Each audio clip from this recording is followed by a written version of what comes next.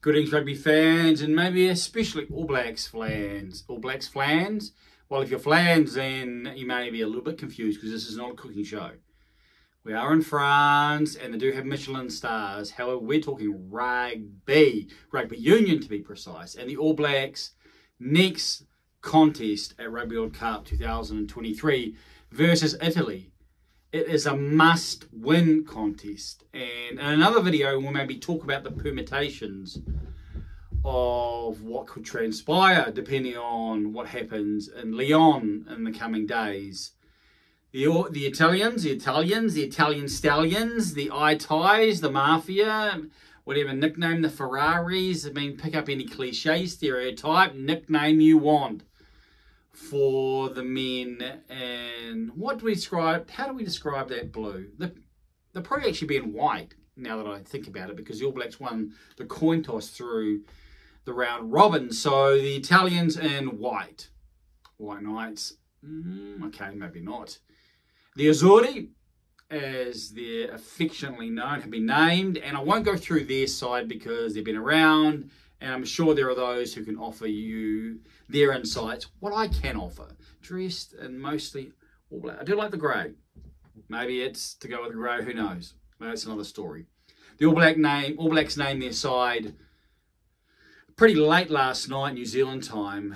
So that would be the best part of 14 hours ago as I record this video. And it was a largely expected side. Expected in the sense of we were told leading into the naming that most of the injured players were now back.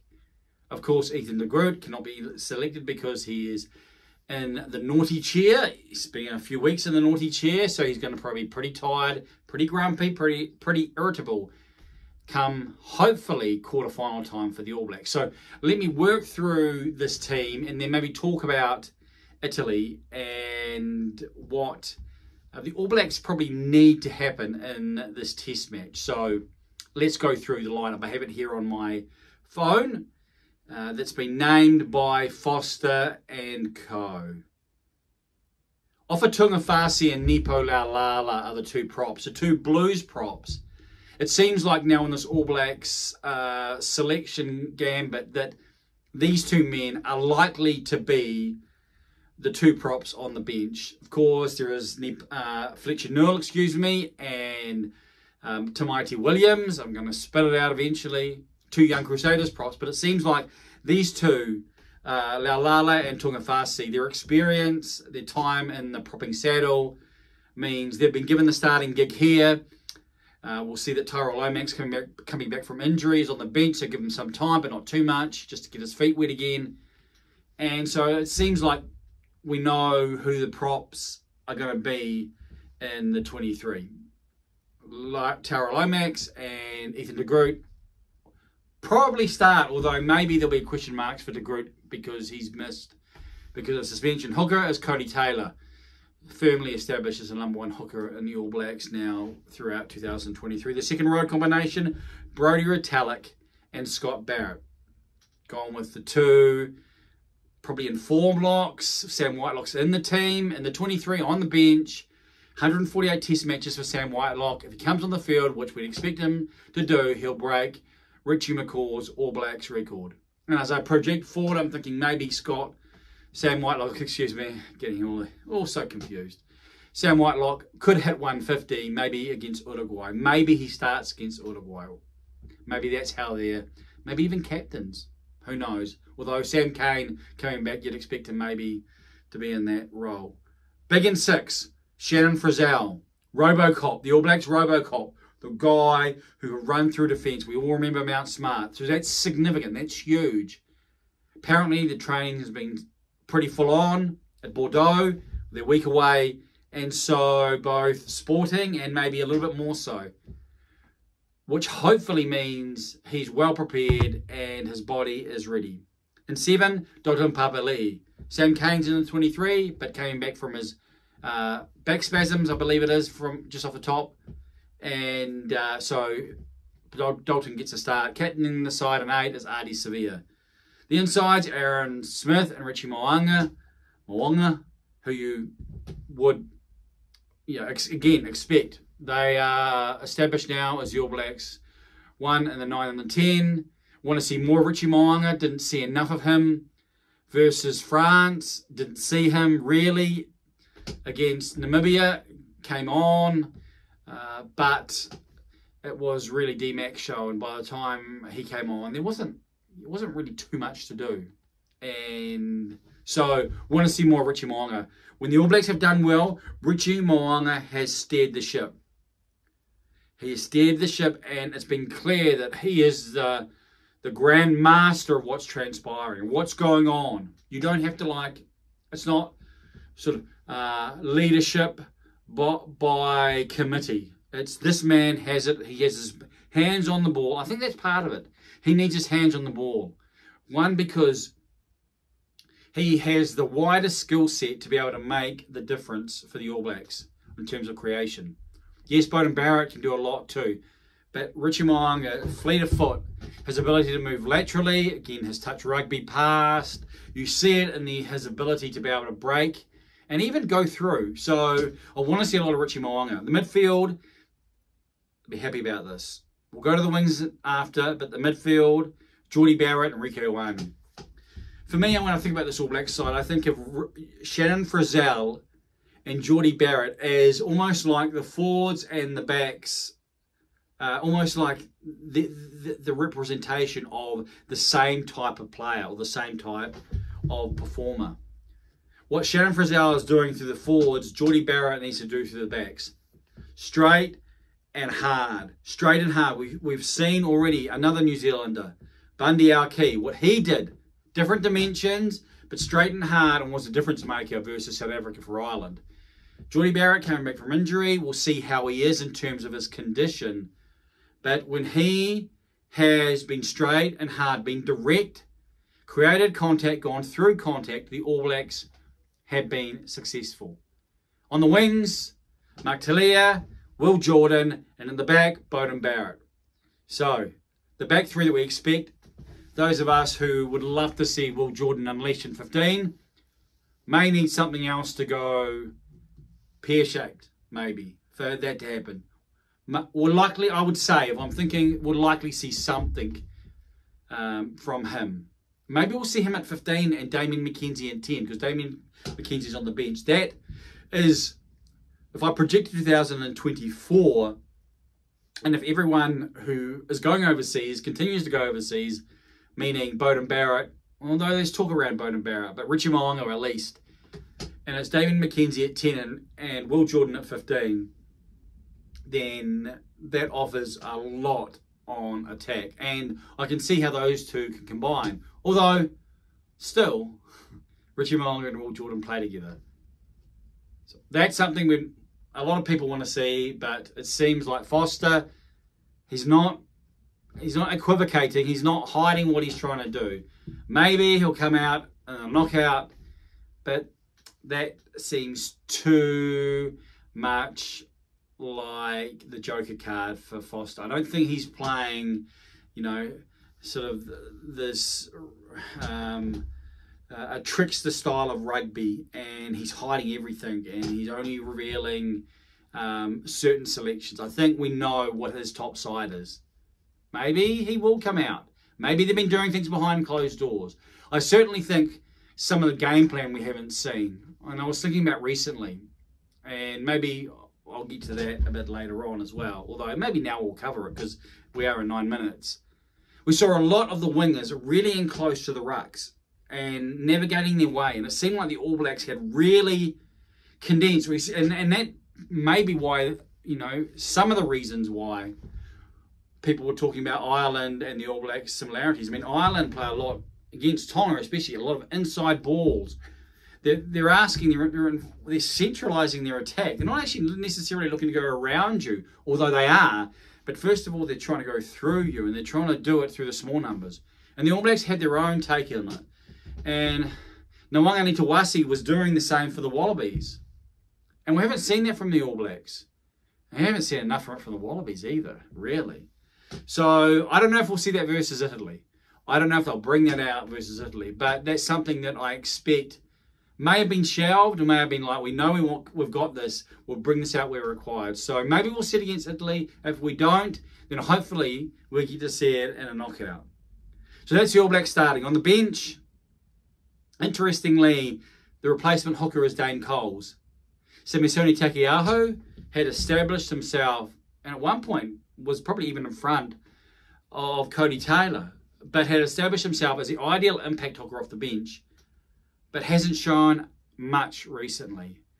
I don't view this as a change in the pecking order at this stage, at least. I view this as a wake-up call, because the All Blacks need the impact of Samisoni Taukei'aho, not only with ball in hand, but in contact, the breakdown, and he offers so much there, and he has offered so much for a long time. So hopefully something that encourages him. The replacement props, Tamaiti Williams, or Mighty Tamaiti, the big man, who's recently talked about even losing some weight because the speed, the intensity of Test rugby, even more so than Super Rugby. And so he's needed to become a little bit more sleek and stealth, maybe. It's hard to be stealth when you're that size. And Tyrell Lomax, good to see Tyrell Lomax with that awful gash on his lower part of his leg, upper leg. Lower part of his upper leg? Yeah, lower part of his thigh, maybe. And hopefully everything's working, everything's healed enough so that we don't have any like bleeding issues or seeping issues or infection type realities. Sam Whitelock, I mentioned him. Sam Cane, the other on the bench. The backs. Cam Roigard, that's a big indication of recent happenings. Cam Roigard, surely this is going to be his spot for the rest of the World Cup matches of note for the All Blacks. However many there are, he has to be on the bench as the replacement. 22, D-Mac McKenzie. Is he there for this game? And will he be there for the future games? Because the other replacement is Anton Lienert-Brown. Personally, I would replace Lienert-Brown with Leicester Fainga'anuku. I understand why they put Lienert-Brown there. I think he's just he's solid. He's going to give you character, experience, but I want someone who can give more. I think Leicester Fainga'anuku gives too much. He offers too much to leave him out of your match day 23, both with ball in hand, his work rate, where he can play, both wide. We scored the try versus, again, Namibia, in close, basically playing first 5-8, but also over the tackle player. Turning over the ball. He's done that in big matches, both for the Crusaders, but also we saw in Namibia what he was able to do. So whether or not there's a debate there that Fainga'anuku will be there. He was there, I looked to my left again, he was there versus France on the bench. And David Havili was there on the bench as well. So not sure. Maybe this is just to give him another go and to see how it works. So that's the All Blacks 23. Italy, a formidable opposition. They're pushed, even though I don't think they got a victory, but they pushed the sides in the Six Nations. The All Blacks have a perfect record against them. And it's, well, what I mean by that is they haven't lost. I think the closest off the top is 31-21 in the 1991 Rugby World Cup. I remember that contest. It was sort of like a sign that the All Blacks weren't where they needed to be. And so this match here is placed and arrives at a time when the All Blacks must turn up. It's not a question. They can have no excuses about what transpires. They can't come and have any get-out clauses. They need to deliver. This is a time for them to deliver a statement performance that says, we're here to win the Rugby World Cup. Now, if you listen to what's being talked about, then most people are already sort of writing in a repeat of what's happened previously with Ireland and South Africa. Well, I should say a lot of people. I'm seeing that. So, of course, I haven't taken a survey of the entire rugby world, but I'm sure that on form and even where they're placed and what transpired, Stade de France, then many will be thinking that it's Ireland versus South Africa. Likely quarterfinals are between New Zealand, Ireland, South Africa, France. Now, that's quite fascinating when you consider who will come through. But for the All Blacks to be able to be in the position they need to be, because what follows here is Uruguay, who will be energetic and who will be committed, but they shouldn't offer anything to the All Blacks in terms of real opposition. Now, the All Blacks will likely have a mix and match type of squad. So they may not necessarily be as humming as they'd like, but it should be a bonus point win. And that's really all that they require out of that final contest. And then if they're able to get 5 out of Italy, which is what they need, the All Blacks need to get 5 out of Italy. And then also, in the same token, I think that if they're able to stop Italy from getting any points, then that's the ideal scenario. And that should mean that what transpires following won't open a door for any last round surprises. We've seen it. I think we've seen it before with the Black Ferns, if my memory serves me correctly. And so you don't want to allow a little space there for things to happen.